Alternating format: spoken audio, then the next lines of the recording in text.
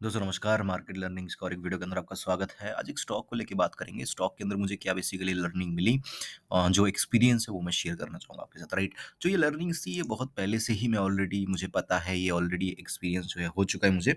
But कोई ऐसा setup नहीं था, कोई ऐसा चार्ट नहीं था जिसके अंदर मैं आपको जो है जिसमें मैंने पर्सनली ट्रेड लिया हो या आपको जो है उसका एक एग्ज़ाम्पल के तौर एग्ज़ाम्पल दिखा के जो है उसको मैं समझा पाऊँ।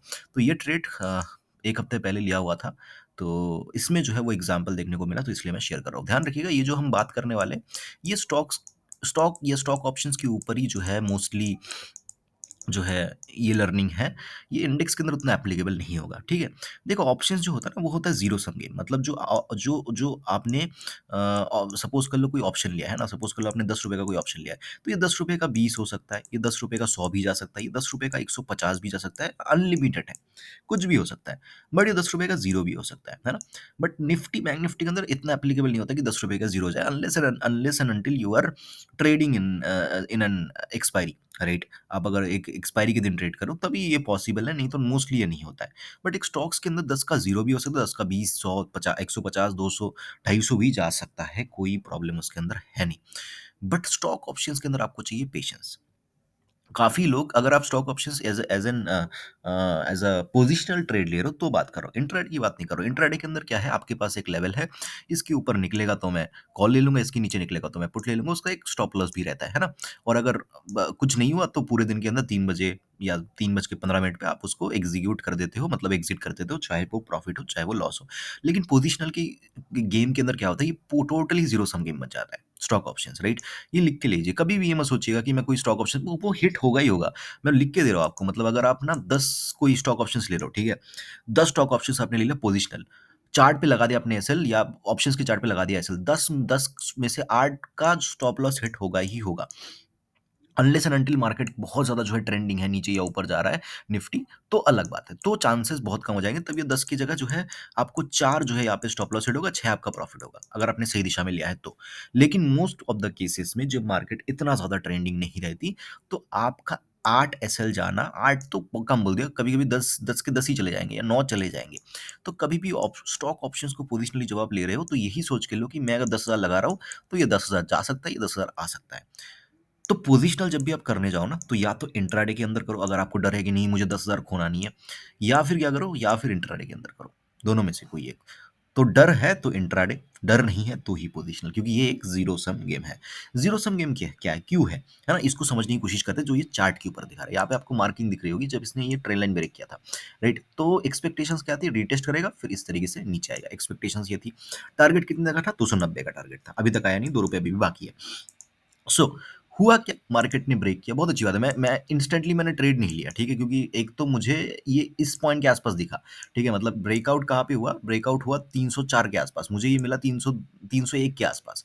तो मैंने यहाँ पे ट्रेड नहीं लिया, ₹3 भी बहुत होता है ऑप्शंस के अंदर, ₹300 वाले स्टॉक्स के अंदर। तो मुझे था कि नहीं, रीटेस्ट होगा तो लूँगा, या कोई स्विंग वगैरह बने उसको ब्रेक करे तो लूँगा। तो स्विंग बना नहीं, मार्केट ऊपर चलने लगा, बहुत अच्छी बात है, मेरे सेटअप में चल रहा था। मार्केट आई यहाँ पे, ठीक है? बहुत स्पीड से आई, कोई दिक्कत नहीं है। मेरा मेरा साइकोलॉजी क्या होता है कि मेरा अगर एक लेवल है, ठीक है? कितना ही स्पीड से क्यों ना है, मैं पुट तो लूँगा। तो मैंने उठा के पुट लिया यहाँ पे, ठीक है? अब हुआ क्या, मार्केट 2 से 3 दिन तक कंटीन्यूअसली धीरे-धीरे ऊपर जा रही थी। अब मैंने एग्ज़िट नहीं किया। एग्ज़िट क्यों नहीं किया मैंने? एग्ज़िट इसलिए नहीं किया क्योंकि मेरा एसएल तो भैया इस ट्रेल लाइन के ऊपर है। इस ट्रेल लाइन के ऊपर निकल जाएगा तो इसका मतलब बुलिश हो जाएगा, लेकिन जब तक इस ट्रेल लाइन के नीचे है तब तक तो मैं बेयरिश हूँ। यहाँ पे ₹9 वाला जो पुट था वो आ गया ₹3 पे। समझ रहे हो कितने पे? ₹9 वाला पुट आ गया यहाँ पे ₹3 पे, क्योंकि मार्केट स्लो जा रही है, मोमेंटम स्लो है, साथ में ऊपर जा रही है। प्रीमियम भयंकर डिके हो रहा है, कुछ कर नहीं सकते, ठीक है? फिर यहाँ से जो है फिर गिरावट चालू हुई। फिर भी जो गिरावट है ना उतना खास नहीं हुआ। अगर आप देखो ना क्या हुआ यहाँ पे, मार्केट गिरी, फिर स्लो फिर अचानक से एक दिन गिरी, है ना? ये ₹9 वाला फिर आ गया लगभग आपका ₹16 के आसपास। टारगेट था मेरा 290। भाई मैं अगर ₹9 रिस्क पे लगा रहा हूँ तो 4-5 रुपए क्यों बुक करूँ? मैं पूरा ही बुक करूँगा, या तो मैं ठीक है चलो जाने दो। है ना? मतलब 9 का 0 ही कर लेंगे फिर। नहीं तो क्या होगा कि 10 ट्रेड अगर मैं ले रहा हूँ, ऐसे अगर मैं 2-4 पॉइंट ले रहा हूँ और 5 ट्रेड में, मान लेते हैं 5 ट्रेड में मैंने क्या किया, 5 ट्रेड में मैंने ऐसे 2-4 पॉइंट करके निकाले, ठीक है? और 5 ट्रेड में मैंने पूरा का पूरा 0 कर दिया। तो ओवरऑल क्या है, ओवरऑल मैं लॉस में ही रहूँगा और भयंकर लॉस में रहूँगा। तो कोई सीन नहीं बनता इसका। या तो पूरा टारगेट लो या तो खत्म कर दो कैपिटल, जो भी आपने लगाया है। दोनों में से कोई एक, अगर स्टॉक ऑप्शंस करना है तो। यही स्ट्रैटेजी होती है और कुछ है नहीं। सो हुआ क्या, फिर बहुत तेज़ी से नीचे, इस दिन बहुत अच्छा प्रीमियम स्पाइक हुआ। फिर नेक्स्ट दिन ऊपर, फिर धीरे-धीरे नीचे आई, फिर धीरे यहाँ पे आई, ठीक है? यहाँ पे ये ₹16 वाला 15, ठीक है, कोई बात नहीं। फिर ऊपर गई, फिर ऊपर गई, फिर आज जो है ये फिर जो है ₹18 के आस-पास आया और यहाँ पे कहीं न कहीं आज मैंने प्रॉफ़िट को बुक किया, राइट? तो 2 लर्निंग इस पूरे चार्ट से हमें मिलती है। एक, मार्केट के अंदर जब हम एक ट्रेड को ले रहे हैं, हमें नहीं पता मार्केट क्या करने वाली है, क्योंकि आपने स्टॉप लॉस, आपका स्टॉप लॉस डिफाइंड है इस ट्रेंड लाइन के ऊपर। बट मार्केट, मान लेते हैं कि मार्केट जो है यहाँ पे 4-5 दिन तक इस तरीके से घूमती और ऊपर जाती और ऊपर जाती, क्या करते? नहीं निकल पाते ना, क्योंकि आपका तो स्टॉप लॉस ऊपर है।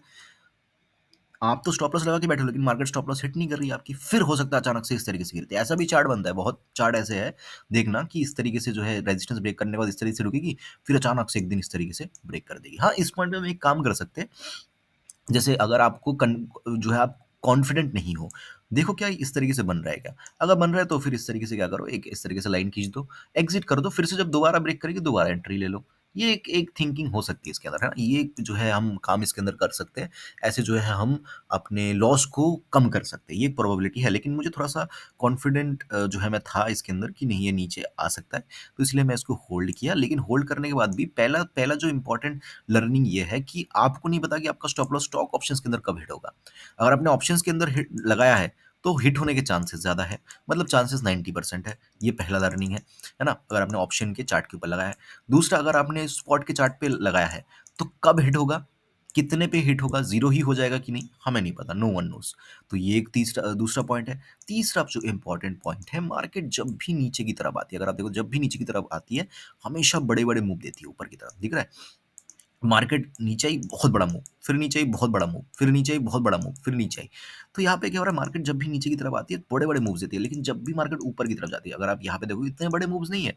मार्केट ऊपर गई, एक छोटा-सा कैंडल बना, फिर ऊपर चली गई, फिर यहाँ पे रुकी, रुकी, रुकी, रुकी, फिर ऊपर चली गई, फिर धीरे-धीरे गिरी, फिर ऊपर चली गई। तो यहाँ पे देखो उतना मोमेंटम नहीं है कि यहाँ पे देखोगे तो ये इस तरीके से, फिर इस तरीके से, फिर इस तरीके से।